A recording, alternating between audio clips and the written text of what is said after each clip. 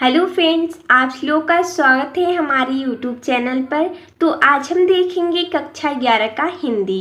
तो हम इस वीडियो में कबीरदास जी द्वारा रचित पदावली के पदों को देखेंगे। तो जैसा कि हमने इस पदावली के 3 भाग बनाए हैं, यानी कि पहले भाग में हमने पद नंबर 1 और 2 को देखा और दूसरे में 3 और 4 को देखा। ये हमारा पार्ट नंबर 3 है, यानी कि इसमें हम 5 और 6 2 पद को देखेंगे। हम दो पद को पढ़ते हैं और उसका व्याख्या करते हैं। तो इस वीडियो में भी हम वैसे ही करेंगे, पद नंबर 5 और पद नंबर 6 की व्याख्या को समझेंगे। तो चलिए देखते हैं पद नंबर 5 में कबीरदास जी क्या कह रहे हैं। तो पद नंबर 5 है, हम न मरे मरी है संसारा, हमको मिल्या जिया वनहारा। तो यहाँ पर कबीरदास जी क्या कह रहे हैं कि हम न मरे। यहाँ पर हम वो कह रहे हैं कि मैं न यानी नहीं, मरे यानी मरूंगा। अब मैं नहीं मरूंगा, मरी है संसारा, हमको मिल्या जियावन हारा। वो बोल रहे हैं कि अब मैं नहीं मरूंगा, क्योंकि जब आत्मा और परमात्मा का मिलन होता है तो आत्मा अमर हो जाती है। यानी कि कबीरदास जी कह रहे हैं कि अब मैं नहीं मरूंगा, क्योंकि मैं ईश्वर को पा लिया हूँ, मैं अमर हो गया हूँ। यही यहाँ पर बोल रहे हैं। आत्मा परमात्मा से हम लोग समझ रहे हैं कि जब आत्मा परमात्मा से मिल जाती है तो आत्मा अमर हो जाती है। तो आत्मा मरेगी नहीं, क्योंकि वो अमर हो गई है। हमको मिलिया जियावन हारा, हम यानी मुझे, कु यानी को, मिलिया यानी मिल गया है, जियावन हारा यानी जीवित रखने वाला, यानी कि अमर करने वाला। मुझे जीवित रखने वाला मिल गया है। कौन? ईश्वर। अब न मरियो मरने मन माना, अब न मरियो यानी अब मैं नहीं मरूंगा, मरिए मन माना। मरने का अर्थ होता है मरना, मन माना। देखिए, मन माना का अर्थ होता है इच्छा अनुसार या अपनी मर्जी से या मन अनुसार, यानी जब मेरा मन करेगा तभी मैं मरूंगा, ऐसे नहीं मरूंगा। तेई मुए जिनी राम न जाना। मुए, देखिए यहाँ पर मुए का अर्थ है वही मुए, मुए यानी मरे। तो जैसा कि हमने बताया था, ये पंचमेल खिचड़ी का यूज करते हैं, यानी प्रयोग करते हैं कबीरदास जी। तो यहाँ पर आपको कई भाषाओं का ज्ञान मिलेगा। तेई मुए जिनी राम न जाना, वही मरेंगे, जिनी यानी जो, राम न जाना जो राम को नहीं जानते हैं, जो राम को नहीं जान पाए हैं। तो चलिए एक बार हम इसको फिर से पढ़ देते हैं ताकि हम आगे देखेंगे। हम न मरे मरी है संसारा, हमको मिलिया जियावन हारा, अब न मरे मरने मन माना, तेई मुए जिनी राम न जाना। यानी कबीरदास जी कहते हैं कि अब मैं नहीं मरूंगा, क्योंकि जब आत्मा परमात्मा से मिलन होता है तो आत्मा अमर हो जाती है। तो वही बोल रहे हैं कि अब मैं नहीं मरूंगा, क्योंकि हमको मिलिया जियावन हारा, हमको जीवित रखने वाला मिल गया है। अब मैं, यहाँ पर बोल रहे हैं कि अब न मरियो मरने मन माना, अब मैं नहीं मरूंगा, जब मेरी इच्छा करेगी तभी मरूंगा, जब मेरा मन करेगा, मेरी मर्जी है, जब मेरा मन करेगा तभी मैं मरूंगा।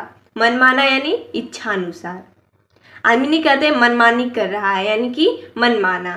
तेई मुए जिनी राम न जाना, मरेगा तो वो जो राम को नहीं जानता है। चलिए आगे देखते हैं। इसमें आगे की पदों में दिया गया है, साकत मरे संत जन जीवे, भरी भरी राम रसायन पीवे।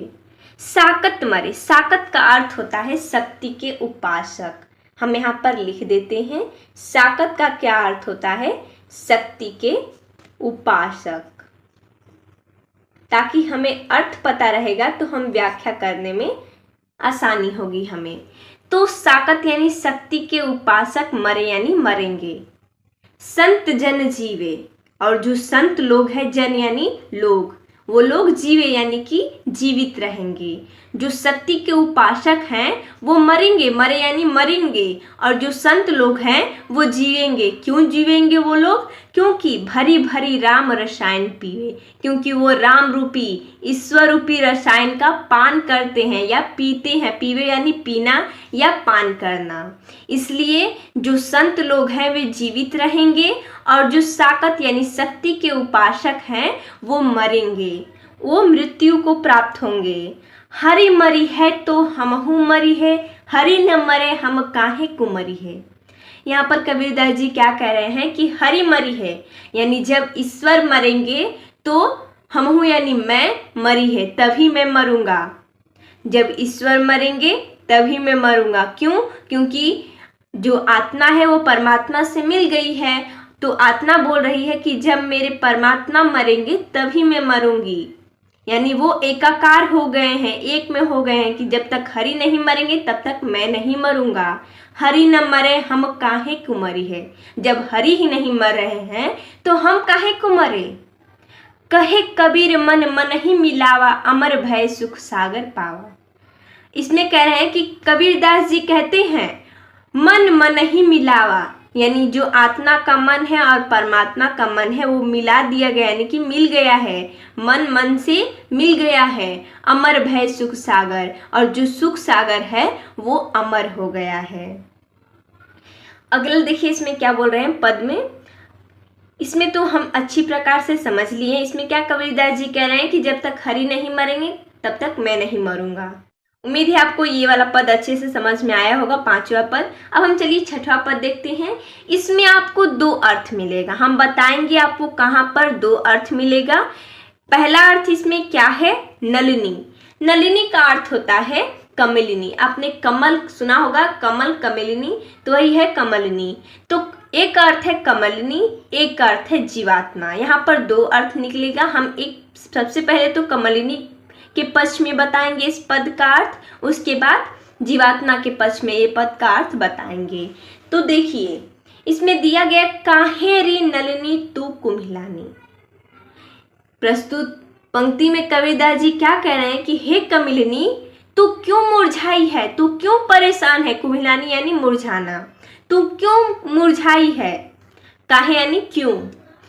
तेरे ही नाली सरोवर पानी। आपने कमल देखा होगा तो उसका जो नाल होता है जो हरा रंग का होता है, जो पानी में रहता है, तो वही उसको नाल बोला जाता है। यानी तेरे ही नाल, जो तेरा नाल है सरोवर पानी, वो तो सरोवर पानी में डूबा है।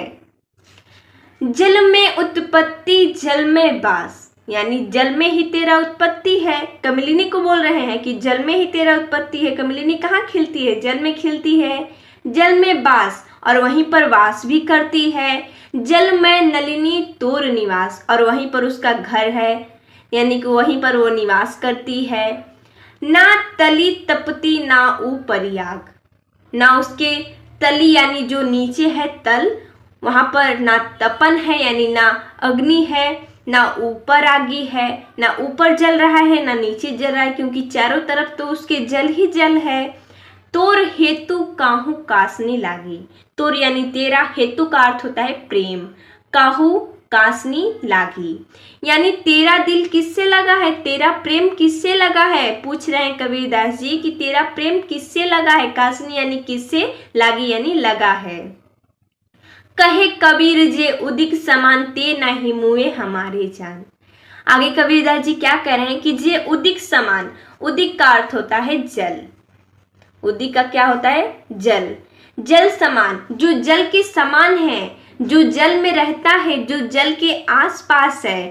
ते नहीं मुए, जो जल के आसपास रहता है वो नहीं मरता है। मुए यानी मरता है। हमारे जान यानी मेरे जान से या मेरे ज्ञान से, या जैसा मैं जानता हूँ, जो जल के आसपास रहता है वो कभी नहीं मरता है। मेरी जान यानी मेरे ज्ञान से। एक बार फिर से इसको हम कमलिन के पक्ष में लेकर समझेंगे, उसके बाद हम जीवात्मा को लेकर समझेंगे, ताकि हमें कमलिनी से अच्छे से समझ में आ जाएगा तो हम जीवात्मा को भी अच्छे से समझ लेंगे। तो फिर से हम समझेंगे कि कबीरदास जी क्या कह रहे हैं कि काहे रे नलिनी तू कुम्हिलानी। हे कमलिनी तू क्यों मुरझाई हुई है। तेरे ही नाली सरोवर पानी, तेरा नाल भी सरोवर पानी में डूबा हुआ है। जल में उत्पत्ति जल में बास, जल में नलिनी तोर निवास, यानी तुम्हारा जल में उत्पत्ति होता है, जल में ही तुम्हारा वास है और जल में ही तुम्हारा निवास है। ना तली तपती ना ऊपर आग, ना तुम्हारा तल तप रहा है, तपना मीन्स होता है जलन होना, बोल सकते हैं आप, ना ऊपर आग, ना ऊपर आग है। तो रहे तू काहू कासनी लागी, तेरा प्रेम किससे लगा हुआ है, तू क्यों परेशान है। कहे कबीर जी उदिक समान ते नहीं मुए हमारी जान।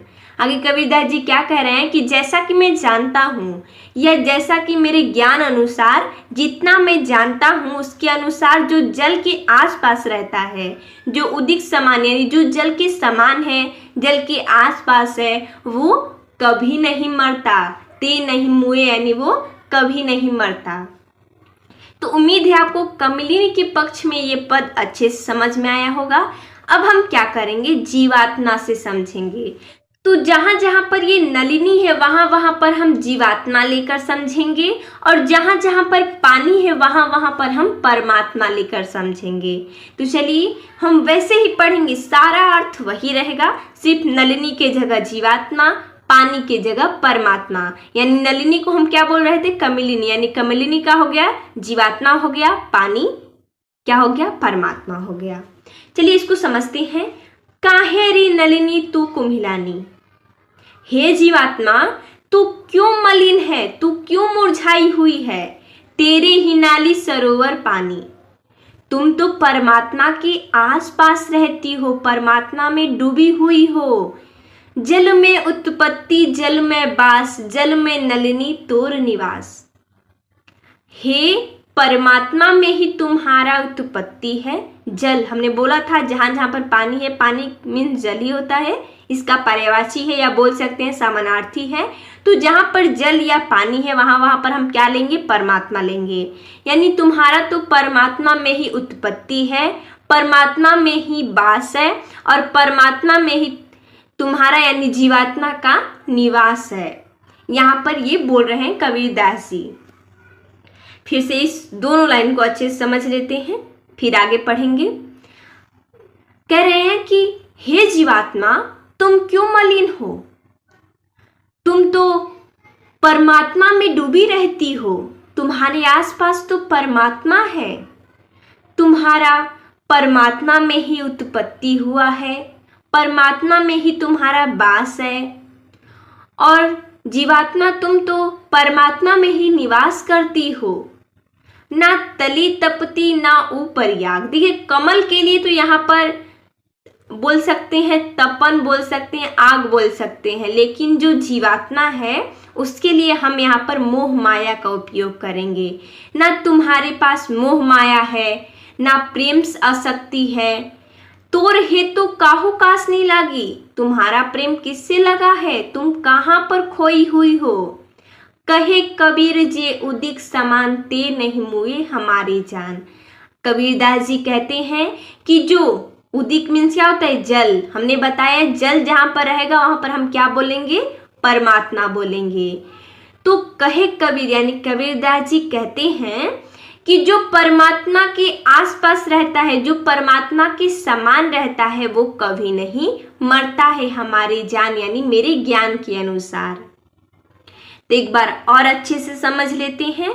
ये बहुत ही इम्पोर्टेंट पद है और परीक्षाओं में बहुत बार पूछा जा चुका है, इसलिए हम बहुत ही अच्छे से इसको समझा रहे हैं ताकि कहीं भी दिक्कत ना हो। तो हमने इसको कमलिनी से तो बहुत ही अच्छे से समझ लिया है, सिर्फ हमें जीवात्मा और परमात्मा से अच्छे से समझना है।